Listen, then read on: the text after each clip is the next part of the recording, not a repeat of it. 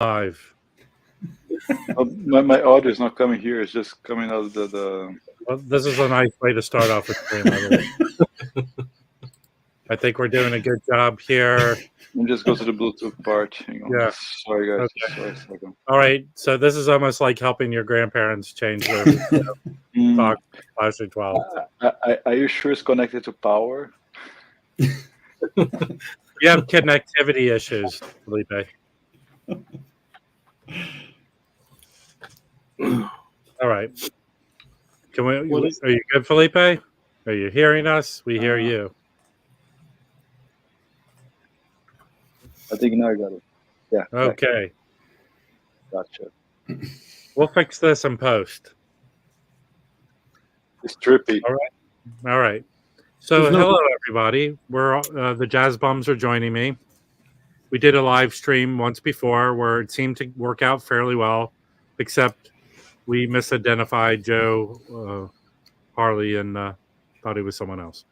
But it worked out so well. We're doing these kind of live dives into a subject matter we sort of loosely might know something about, but we'll learn more during the course of the live stream. So thank you for joining us.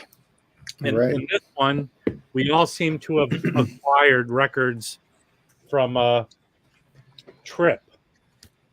So I have one here. I have a Gene Ammons twofer. There's the logo Trip Jazz. Yeah. And a lot of people find these for no money. I mean, they're easy pickups. But what sparked this was I found this Lee Morgan, the two sides Lee Morgan, and I'll make myself big. Can I? There you go. Two sides of Lee Morgan, and what I found out is this is Lee Morgan's first two albums, right? On VJ.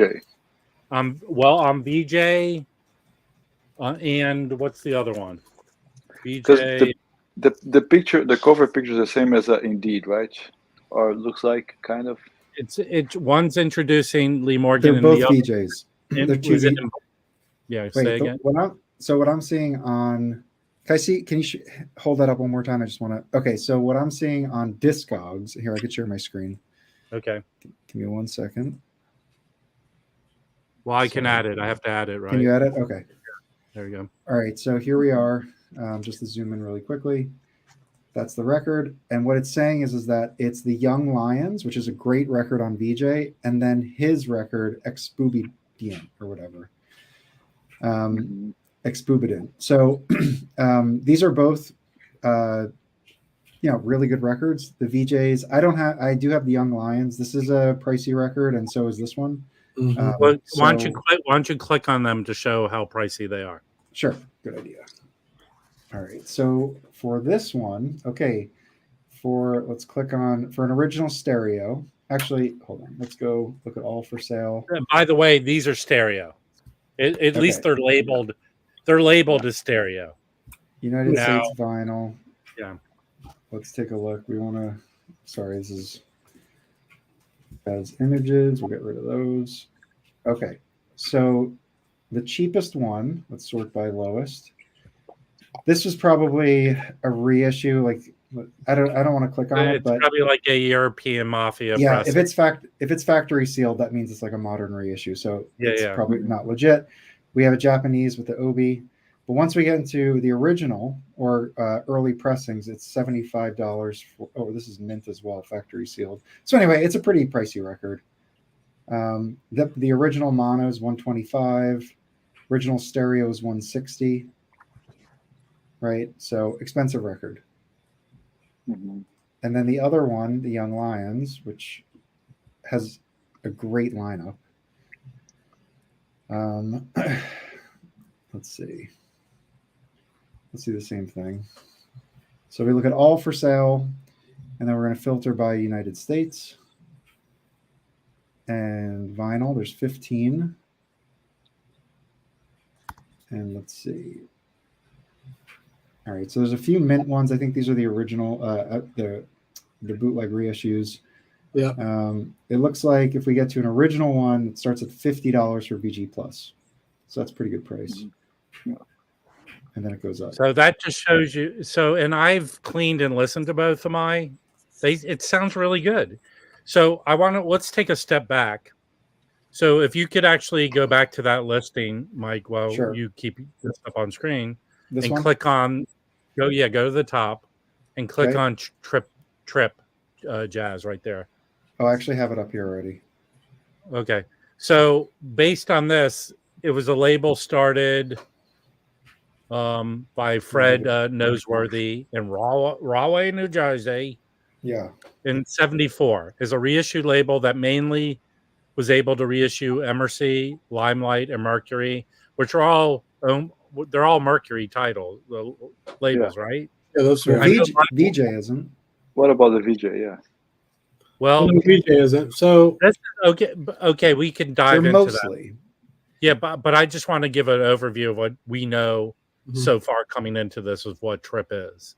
Right. And also, if you click up there on the Trip, a series of label of Trip, if you do more of a dive, click on that, and then your screen goes black, and we can talk about nothing. Okay, so now this reveals that Trip was a subsidiary of Springboard International Records. And these are, if you look under there, you see all these kind of cheesy titles that I've seen where they probably spent nothing on reissuing these, or maybe, I don't know, with the legality, if they had rights. So if you click on Springboard again, we're going deep. We're going deep. This is what we do here. These are the deep dives. It seemed like a little old lady owned all this. How are we going to deep dive in a Springboard? If you click on Springboard, I went far where it seemed like it was formed in Brooklyn in December. Bernie's. So this is sort of the Springboard, which was all this. Yeah. Okay. I wonder if Scepter had, see at 74, they bought Scepter Records. I wonder if they had rights to some of these records then. Let's check out what Scepter is. Black Screen of Death. Here we go. Oh, no, we're going to unleash a ghost that will haunt all of us, I think. All right, U.S. label. Yeah, they started in 59. Not sure. Looks like a dead end. Hit more. Yeah. Well, Now, if you go into Florence, so that's what I saw. Florence Greenberg. There it is. Florence Greenberg started all this nonsense in 59 with $4,000. So I don't know. I mean, this is just using Discogs. Yeah. If we go back to Trip Jazz, we could see that on Discogs, at least, there's around 140 entries. This may be a combination of like different types, so like 8-track and LP. Sometimes these are coupled, but you can see. But just to quickly kind of scroll through just to see their catalog. Can you sort it by date? Yes, I think I can. Just scroll to the right, probably. So if I go year. Because it seemed like there was, from the ones I've seen, there's two different kinds, basically. And then let's do this view. Okay. Oh, okay. Make it a little bigger. Okay. So. Can you filter to records? Oh, good. Do a quick thing. Yeah, can you click on that Charles Earland for a second? Where's that? At the top, at the end. Sure. At the top, the far end. Yeah, click on that one. Because so if we can go down, I know he did a record with Lee Morgan, but these entries are very sparse. Now look at this. The recording quality of this version is rather bad. What's a live recording? So there's too much auditorium noise. Okay. Okay, so here's something to try and figure out. Like this one that I have, this Lee Morgan. Okay. I'll make myself big with this. Out of the stream. It's gone. See you, Rob. Hey, thank you. I'm learning how to do this. So this Lee Morgan is a double live album. The pressing is not horrible. It's not noisy or anything. It's slightly above what I would call archival. So it's a nice listen, but by far not even talking audiophile. So I don't know if somehow they were able to record a lot of bootlegs. Early 60s? I don't think that was put out. It looks like there's only two pressings of that: a US pressing and a UK pressing. And the Discogs page just says recorded at the Both and Club. So no year for recording. No, it was released 75, but doesn't give any recording information. Some dude probably recorded it on a. Well, okay, so it says that there. Let me see if the UK version has any. Here's what it says on the cover. Okay. Let me go on the cover here. It says that it was recorded in Los Angeles. 1970 in Los Angeles. 1970. Yeah, there's disputes on this, By the way, in here, and we're showing a lot of different ones. Oh, that's cool. It says they're all reissues. That's interesting. Right. So I don't know if a lot of their live albums were bootlegs that they acquired to press. Does that another thing of doing these streams is the participation of the Peanut Gallery, if some people might know from ones they have. But Record Heads had a couple comments about it already. So he said he had a few springboards, early Crane, Allman Brothers records. Yeah. So it's interesting that from the ones I also did have, I sold it. There was a Date with Lee Morgan, which is a very short live recording from San Francisco, and it wasn't the best recording. Yeah. That was Trip as well. That was Trip. Yes, it was a single album. So it looks like that one actually goes for a little bit of money. So this entry, if you want to share my screen. Yeah. So this entry is 2 for sale, starting at 35, and it has sold, much higher than regular Trip records. Well, one interesting thing is there is a Hoffman Forums entry of people talking about this, and it was kind of unanimous of people. They said they're known to be bad pressings with pops and clicks, but after cleaning mine in the ultrasonic, mine sound good. They sound really good. The Lee Morgans were very impressive. Like I'm going, damn, I paid $6 for mine. Yeah, and to get those two albums for $6, This one even got a Japanese reissue. The Mercury label. Interesting. Well, so it's originally a Mercury recording. Then go back to the label. It said something at the bottom. Springboard. Yeah, there you go. So this. So that's kind of like an original pressing. Can you see any reviews for that at the bottom? The Japanese one?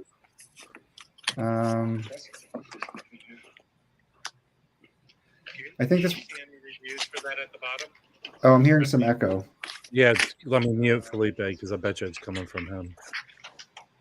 Because he has his head on mute. My YouTube is on mute. Oh, I'm hearing some echo. Yeah, hold on. Let me mute Felipe. All right, it's not him. It's always Mike. It's Mike. Always Mike, because this is Bluetooth or whatever. Yeah. No, I have my earbuds in. It's not working. I don't know. I muted you, and we're not hearing us talking. We were going so good until this disastrous train wreck happened. What? I just noticed Mazzy's here. I think he may have done something. He doesn't control space and time. It might seem like that way sometimes. All right. All right. Well, hold on. Let me mute myself and just see if it does. Figure your shit out, please. Let me. So these are interesting. We could keep doing deep dives and learning from all the comments of all the Trip postings. But until Mike, I like the way Mike controls all that stuff. Chris, you just listen to yours. Can you show the album you have and your thoughts? It's just like yours. It's two sides of Donald Byrd. Yes. This one's not a gatefold though, but all right, it was me actually. Sorry about that.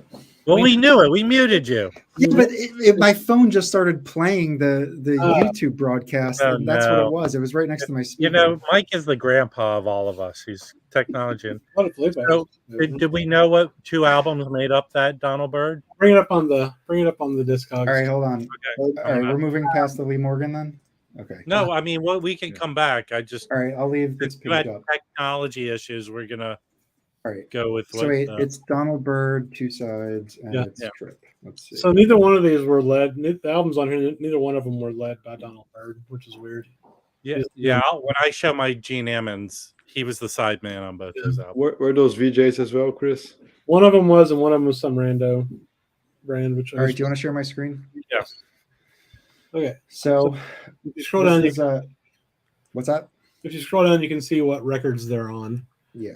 So this is a reissue of the following 2.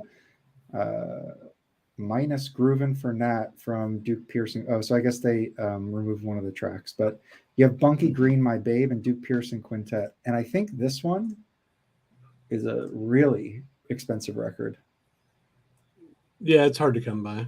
So an original of this is on Jazzline, and these are what there's like some Dave Bailey records that I've been getting into are on these, and they're not affordable. So I think everything on Jazzline is super expensive. So if you look at how much the mono goes for, there's one for $2,000. Okay? That's wishful thinking, but yes. But it's sold for $200 before though, so that's cool. Okay, so median is over 100, highest is 200. That's the mono. Let's look at the stereo. Now, Chris, how much did you pay for your copy? $1.50. So, it looks like there are none for sale and has never been sold. So these are really rare records. That's a really rare record. Yeah. Okay. So let's talk about this. How rare? The first one's actually sounds better. Can you bring that one up? The UB Green one? Sure. Yeah. Or Bunky Green, whatever the hell it is. I don't even know what Bunky Green is. But anyway, this one sounded pretty good. And if you scroll down, you can see it was kind of a weird release. Jimmy Keith, Donald Byrd, Wynton Kelly. Yeah. This is pretty killer. All right, I'm going to click on. So it was originally a VJ. And I don't have a picture. No one's ever seen a copy of the VJ one, apparently. And then it was re-released on Exodus a bunch. And then, okay, so the Japanese probably has the original cover. So that's a cool cover. I've never seen that before. Yeah, I haven't either. And I have one Wynton Kelly VJ, and I have looked into this label a lot. Oh my God, how many different ways was this thing released? So that's Wynton Kelly as the leader. If you scroll up, it was originally Bunky Green as the leader. Now this be interesting. Now, who put that out? This is VJ, it says. This is very interesting. Yeah. There's a 80. Yeah, I mean, so like 3 different people have released this record as leaders, and this one actually sounded pretty good. I would say neither one of them are like audiophile by any means, but like when the music's playing, they sound good. There's a little tape noise, but I mean, yeah, for the price, for $1 or $2, like it's tough to beat. Now, are all the labels like this? No, wrinkly, but yeah. Those seem. I mean, I don't know when they phased in this label. Where a new graphic designer came into the thing. Oh yeah, that seems to be on the other 2 albums I have that label, which has no personality or joie de vivre whatsoever. Well, how much can you buy this for on Discogs? This twofer. Well, just before we jump, a lot of the twofer like Impulse. I was just watching the Scott Spinner channel, and he got the John Coltrane twofer with the purple cover. And those sound really good. Some of them are Van Gelder stamped, and it has the same similar cover where it just has like a solid color with a little box with a picture of Coltrane. Oh, you're Felipe, your mic's really, yeah, your mic's all messed up. Yeah, I'm gonna mute because you sound like Satan has taken over your body. But oh God, can you pull up Mazzy's comment? Get out of here.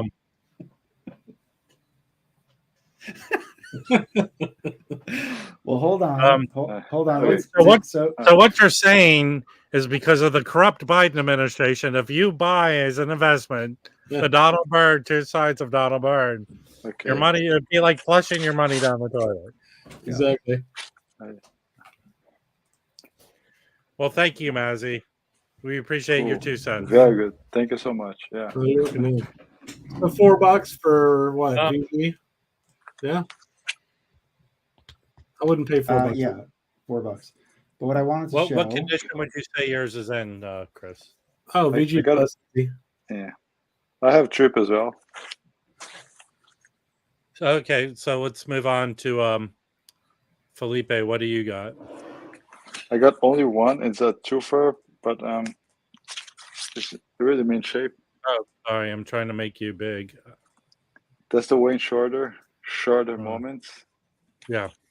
He has both his 2 records on VJ as well. So he has introducing and waning moments. Yes. You pulled. I'm gonna allow Mike to show that. So that's what Felipe just showed. Labels are those black labels. And if we scroll down, it compiles these 2 LPs introducing Wayne Shorter and waning moments, which I don't know if I know waning moments. Not too familiar with this one either. Another VJ. That's pretty good. It has black curfews. Nice. Let's see how much an original stereo. Is that a stereo copy you have? Does it say, yes. Yeah. So it seems like stereo on the label? They would reissue stereos more often if they were available. Yeah. So an original stereo, there's 3 for sale starting at $140. Yeah, it's pretty cheap, affordable. This one is in good shape. Mint. How's it sound? When was the last time you listened to it? I actually tried it a couple of days ago after we started talking about Trip. Just to kind of remember.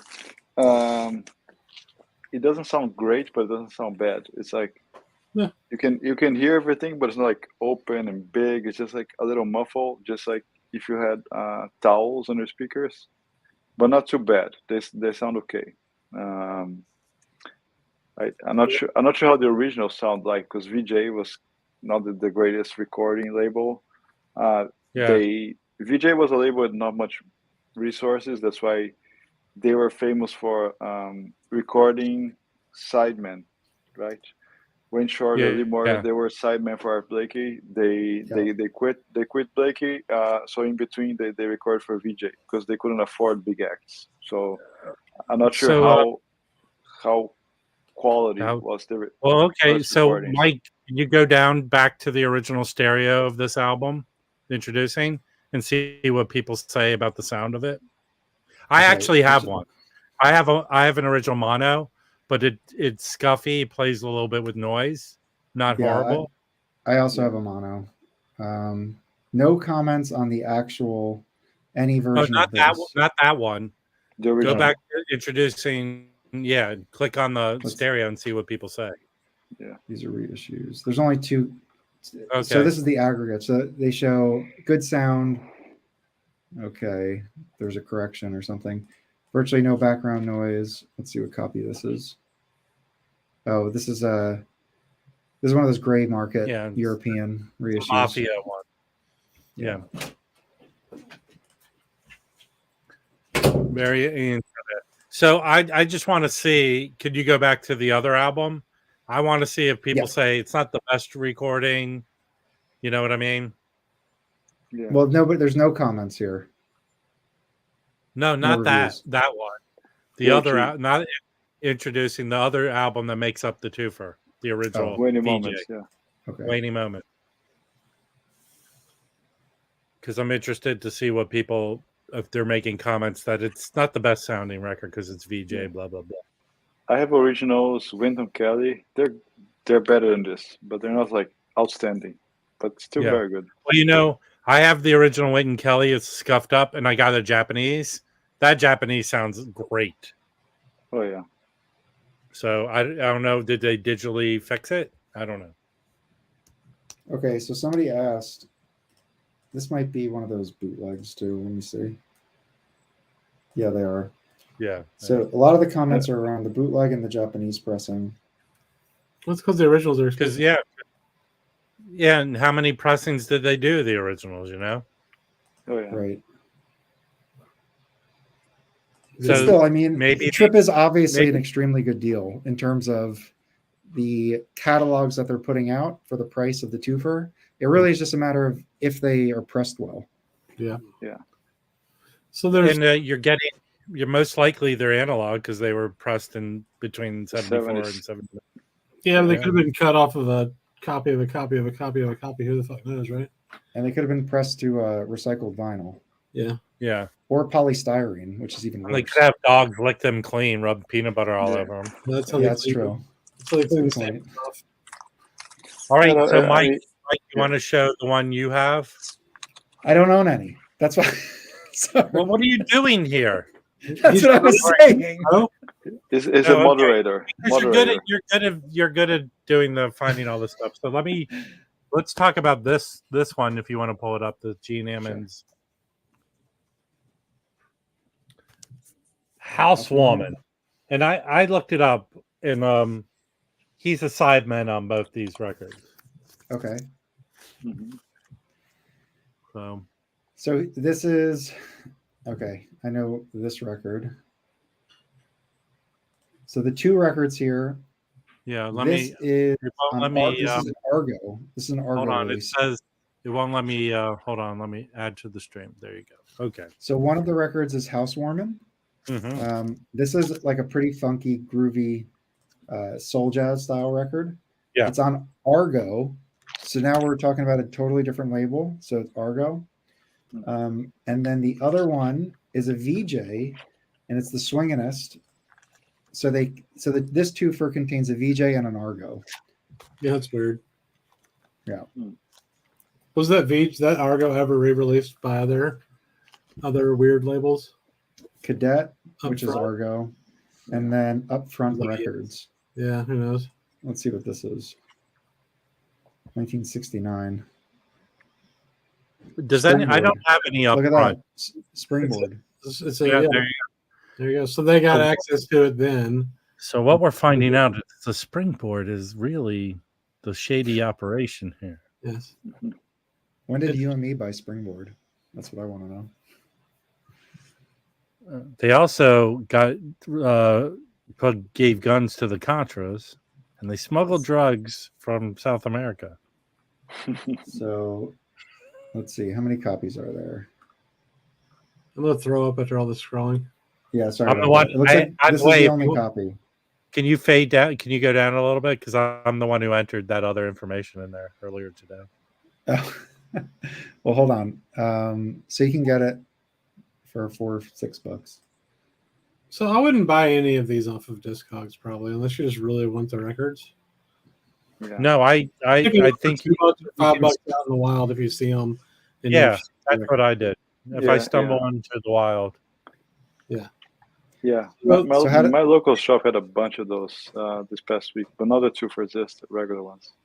So that's a good point, because I want to talk about that too. So if you look back at the whole Trip Jazz label, which I think you have up in your windows maybe, there's kind of two different things, right? There was these twofers we're talking about, and then they had a bunch of the Mercury reissue stuff, and they had different kinds of covers on those, which you've probably seen before. Yeah. You probably need to go to Trip Jazz. Yeah, there we go. And if you scroll down, you'll start seeing different covers that have like the original cover in a little box.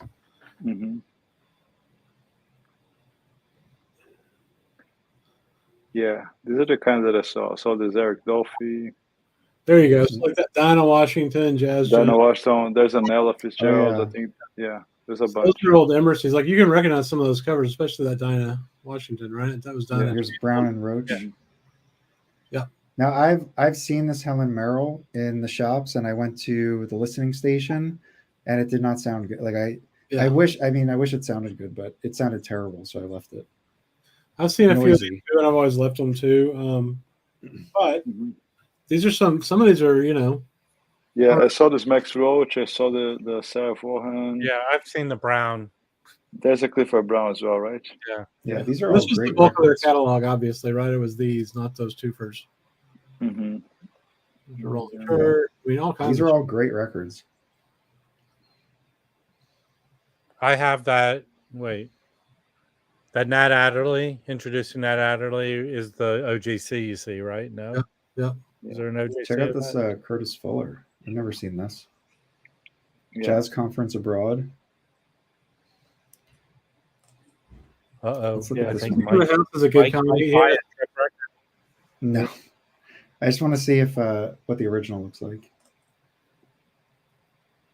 Okay, so it looks like that. Yeah. Phil Woods, Freddie Hubbard, Shahib Shahab, Ben Bailey, Eric Dixon, Patty Brown, George Catlett, Stu Martin, and Ake Person. So anyway, looks pretty cool. It's made up name. Yeah.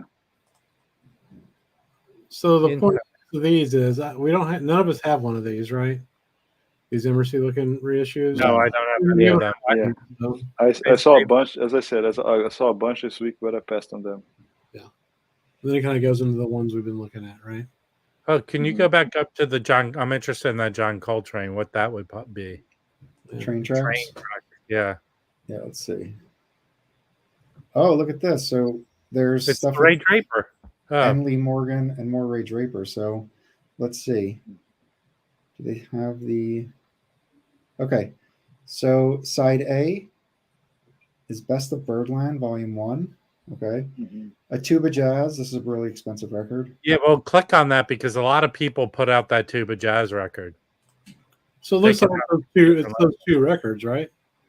So this is a Jubilee record originally. You see? Yeah. And it's in my want list. And then, it was reissued on Josie. I've seen that, the blue one, right? I've seen that one around. Yeah. It's probably gonna be gone in a few minutes, Mike. Yeah. I don't think there's any available. Let's see. The mono. Yeah, no. Can you show us your card, Mike? You want some? No. Last time I did that, it shows my address. I gotta not do that. Oh no. Yeah. So yeah. Have you gotten any weird things in the mail? Look, here's one for 16. What condition is it? VG. That's a good price. VG, a generic sleeve.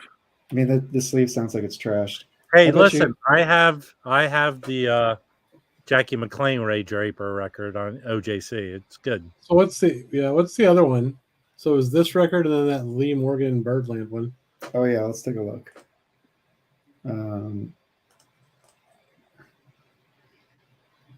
It looks like they're dividing it. So side A and side C are this Best of Birdland, and then B and D are the Ray Draper. Yeah, that's how the short of Tooth is organized as well. Yeah.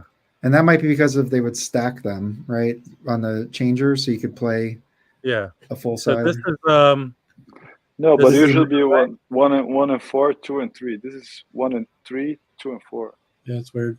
You're confusing me, Felipe. Oh, that's a good point, Felipe. Is this a roulette? I see at the bottom of the picture. It looks roulette-y to me. Oh, is this the main thing? Okay, it's Columbia originally. Columbia. UK. No, hold on. For US, it is roulette. You're right. Yeah. Wild. Well, I saw that for a couple bucks if I saw that floating around for sure. This John Coltrane 4 for sale starting at 10. Let's take a look. Yeah. That's G plus. So a VG is $130. VG plus. Well, it's the one for it anyway. Well, I mean, there's only one other copy that's VG. Yeah, go look and see what it is sold for. I can't believe that $16. Yeah. What are the sales history? Let's see. Yeah. Are you a robot? That guy is delusional. Yeah, I think so too. Okay, let's see. So the highest it's ever sold for, near mint for $38. It's interesting. Wow. So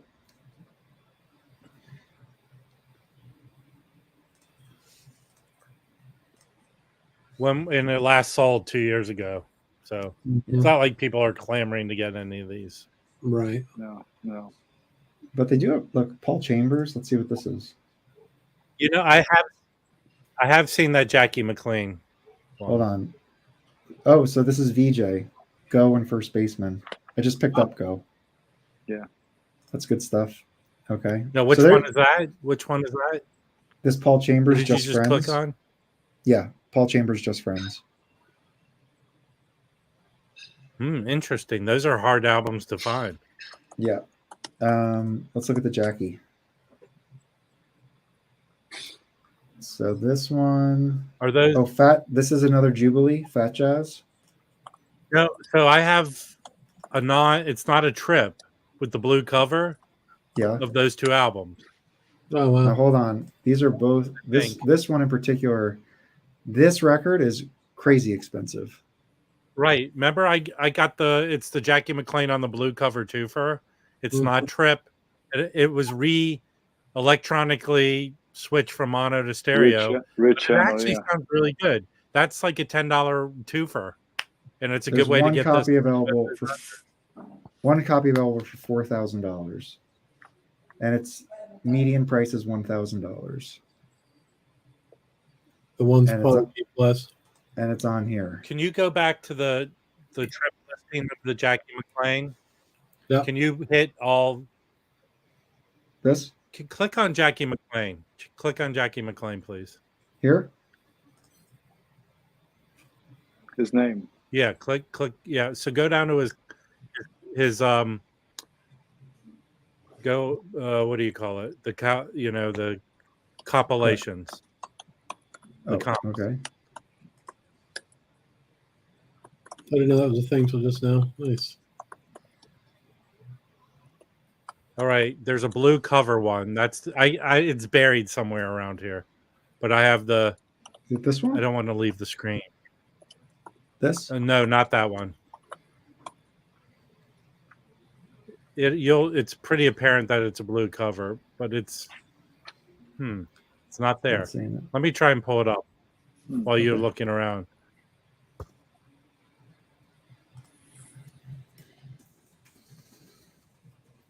Speaking of that, did everybody get the Blues Neck? Yeah. I had it. It's pretty good. I like it. But as I talked earlier, on this batch, the Horsepower is a better record. Yeah, I agree. What did you say? My internet's acting up. That's all right.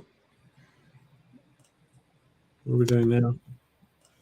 My internet's acting up. I want to try and find this Jackie McLean, those albums. All right, that's it. So we looked at I scrolled through every record. Yeah. Look, there's another Coltrane. What's this? Was that something from Jazz Giants? It's like a comp. Recorded. Yeah, it doesn't say specifically. Yeah. But I think it's a comp. There's so many people there. Yeah, it is. Yeah, it's for sure a comp. Bunch of random shit. But I think we should talk about sound quality. I mean, some of these are really terrible, right? The Lee Morgan sounds good. Okay. I don't get that muffled speaker thing. Now, can you identify the plant it was pressed at? Because I wonder if they vary. I searched the Wayne Shorter. There's no information on that. Yeah.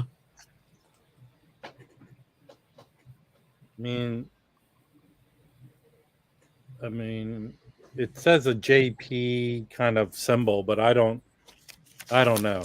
It's in New Jersey, man. Where are these from? This screams of mafia in Jersey. True. Hold on. So this is a good resource that I've used before. If you go to London Jazz Collector, they have a pressing plant identifier. Yeah. And it should. Hold on. Yeah, here.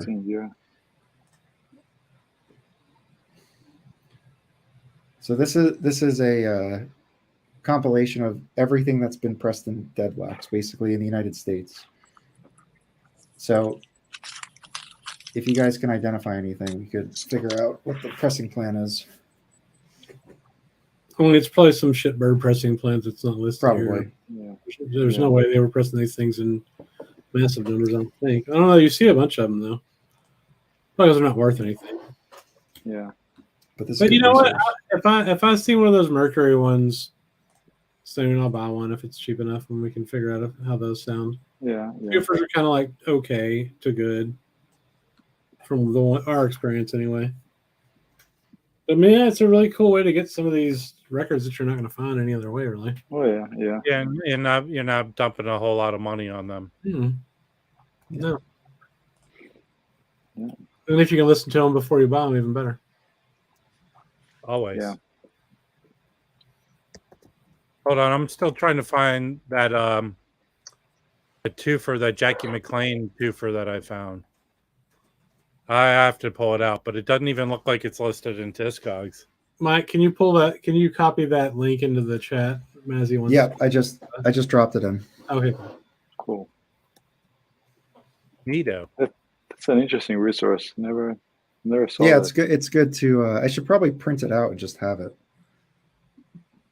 Well, here, I'll give you another one I have. Okay. Let me pull. I'm gonna put this link. This is on Discogs. Okay. There you go, guys. So that's on Discogs. Cool. That has all that. It's all. Yeah. All right, I'm pulling it up. Nice. Bookmarking. This is the one I use to identify stuff. That's cool. Nice. Mm-hmm. So, is there anyone we can trick or fool to come in here that's famous, and then like we did in the last stream? No. No. Who is the woman that found it? Who is the founder of this? Because I think it. Yeah. Who? Well, what was her name? We have to go back all the way. Francis Greenberg. Can we get her up here? Beatrice Greenberg. Yeah. Hey, Beatrice, you said you'd come up. You're a ghost. I know you died 30 years ago, but Springboard. If you in Springboard International. Springboard International. There you go. I'm not seeing her name. Hit more. Oh. If you go to Springboard. Well, Bernie started Springboard. So Bernie maybe who? We can cut. Are y'all reading the damn thing? Like it's if you click on Springboard. They bought Scepter from Florence. Is that who we're thinking of? I don't know. You could have just clicked her name there. I think she has a wiki. She does. If this is even the same Florence Greenberg. Oh, there she is. Music executive. Oh, look at that. Record producer, founder and owner of Tiara, Scepter, Hob, and Wand. It's awesome. Very nice. When did she pass away? Cool. 95. There wasn't many women doing that back then. That's for damn sure. Heck no. She was a housewife in the 50s and then just started producing records. That's crazy. It's awesome. Oh. Oh, wow. Look at that. Go to her personal life. How many affairs did she have? No, who cares? If you scroll up a little bit, but she sold Scepter for $6 million, man.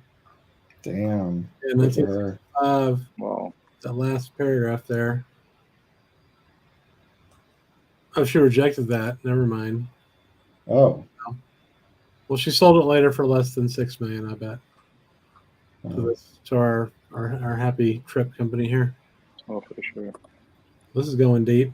Oh, wait, good. Interesting. That's right, Norman. Hey, how much do you guys think we can pull our money together and get the life rights to Florence Greenberg's story? Absolutely. I'm pretty sure we'd empty our pockets and get them. I want to make a Florence Greenberg movie. Who's with me? No, I'm not going to invest in that one. Listen, do you know? Everyone knows when you make a biopic, you always have to have a line. Do you know who the hell I am? I'm Florence Greenberg. Can you turn off Mike's browser now? It's just No. You guys have to see everything I'm doing. It's super boring. Look, I'm checking out our IMDb. No, I wanted to. Yeah. One win. I think we can get Danny DeVito. I think we could get Danny DeVito to play her in the movie. Sure. Sarah Silverman's in the lead. Norman says I like that better. She won in. No, how does Danny this make sense? Come on. Can you make her picture big, please? Yeah. Hold on. Hold on. My computer. His parents, Rob. It's not nice. That is not Sarah Silverman. That's Danny DeVito, not Sarah Silverman. No. She also made a very good microwavable pizza. It's fair. Yeah, it's the worst. Officially the worst stream of all time now. Why? Because you keep watching Mike just scroll. Well, I mean, your bullshit. God. No. Like, It's a trip. It's a go trip. back to her Wikipedia page. I like the fact that we started looking at all these albums, and the mastermind of it is a Jewish lady named Florence. I like the fact that this is what we've come to. Yeah. This is why I like this these deep dives. But wait, when did she sell Springboard? I think 59 or so. She never Springboard. She owns Scepter, which. Oh wait. Board. There was a Broadway play about her life. Look at that! Wow. Baby, it's you. She sued them. Musical. Wow, who knew that when we did a deep dive in this? Yeah. Oh man, we can't make. So that's supposed to be her. I'm assuming. Yes. So. Yeah, Floyd Mutrix. He made American Hot Wax and Hollywood Nights. Wow, this is interesting. Really, wow. This part. Go back up a little. No, they had the storyline. It looked interesting. Okay, where was it? Synopsis. Average New Jersey housewife. She was the average New Jersey housewife. Yeah. Well, read it, Rob. That's how. Okay, Florence Greenberg is an average New Jersey housewife. The talent show is held at her daughter's school, and a group of African American girls preparing to perform. Florence's daughter is surprised at their talent, quickly notifying her mother, and Florence decides to make the girl group recording artist. To accommodate them, she found Scepter Records. After the success of the Shirelles, the new name of the group, Florence and Scepter Records, go on to discover recording artists, the Kingsmen, the Isley Brothers, and Dionne Warwick. Who knew that when I decided to get these guys involved in this Trip Records, we would come that it was all due to Florence Greenberg. So I think we need a Broadway. And somehow revival. she might be related to Mazzy. Yeah. I don't know. Yeah. I'm just saying that. Yeah. The Peanut Gallery is saying that she's related to Rachel. Yeah. So everything to do with Mazzy, right? Without the Shirelles, it would be the right. Beatles. There wouldn't be the Beatles without the Shirelles. So I think we need to pool our money together for a revival. Can you scroll down and say who played her in the play? Let's see. Does it show that? Yeah. Cast. Beth Level. Yeah. Tony Award-winning American stage and screen actor and singer. Nice. I think that's she pretty looked good. More like Big Bundy. That's pretty good casting, I think. No way. She's better looking than Florence. No, but I'm just saying, I think it's pretty close. Florence, you really what? There she is. I think we've gone too far now. I know. This dive has gone deep enough. I like to think we can end it that everybody who has a Trip record, please tonight before you go to sleep, say a little prayer to Florence Greenberg and thank you for what she's done for us. There you go. Yeah, let us know which ones and how they sound. That'd be nice to know. Yeah. In the after this video is posted, please leave a comment that is nowhere near as flattering to us as Mazzy's comments been all stream. Yes. Hey, when they make the Broadway show about me, it'll be a much better looking person. We're gonna have Mazzy play you. Yeah. All right, guys. I feel this was successful, and I appreciate all your help. Oh, for sure. And then this was fun. We'll concoct some other one for the next one. We'll find another record that we could do a deep dive on. Sure. Awesome. But I like the way this played out. Do you guys like the way this played out? I mean, yeah. Not all of them are going to be exciting. As my favorite part is when Mike's phone broke in with the stream. That was my favorite. That was mine too. All right. Well, we'll see you all next time. Thank you guys for joining us. We really appreciate it. See you guys later. Bye. Take care, everybody. Bye. See ya. Bye-bye.